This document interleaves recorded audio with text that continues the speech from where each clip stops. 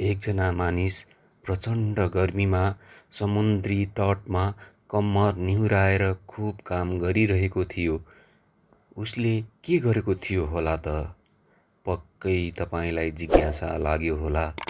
समुद्रको छालले एकपछि अर्को गर्दै समुद्री तटको तातो बालुवामा सयौं स्टारफिसहरूलाई फ्याँक्ने गर्दथ्यो। यसरी फ्याँकिएका स्टारफिसहरू निसासिएर छटपटाउने गर्दथे र एकैछिनमा मर्दथे। उसले तिनै छटपटाइरहेका स्टारफिसहरूलाई छिटो छिटो आफ्नो दुई हातले टिप्दै समुद्रमा मिल्काउँदै गर्थ्यो। त्यहाँ एक पर्यटक घुम्नका लागि आएका थिए।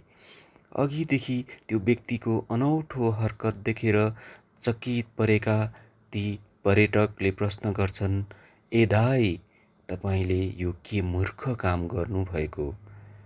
तपाईँले चाहे जतिसुकै मेहनत गर्नुहोस्, चाहे जतिसुकै छिटो छिटो स्टारफिसहरूलाई समुद्रमा फ्याँक्नुहोस्, आखिर समुद्रले तिनीहरूलाई फेरि बालुवामा फ्याँक्न त छोड्दैन नि।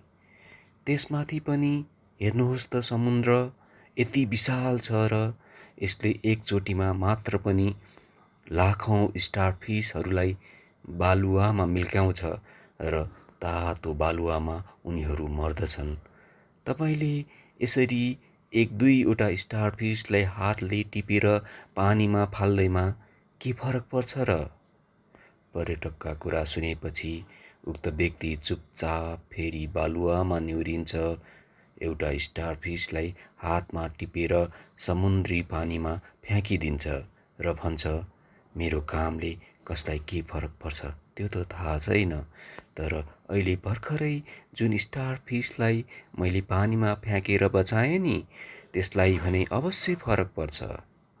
मित्रहरू, हामीले सबैलाई सहयोग गर्न सक्दैनौँ, तर केहीलाई अवश्य मद्दत गर्न सक्छौँ।